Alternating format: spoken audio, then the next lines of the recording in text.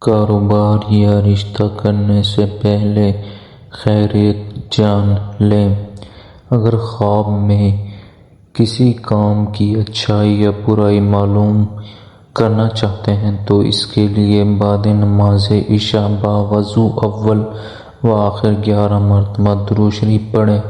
اس کے بعد درج ذیل آیت 101 مرتبہ پڑھ کے دائیں کروٹ پا کے بستر پر سو جائیں۔ انشاءاللہ آپ کے خواب میں اچھائی معلوم ہوگی۔ اور یہ آیت پڑھیں، سبحان اللہ لا الہ الا علمت انک انت علیم حکیم۔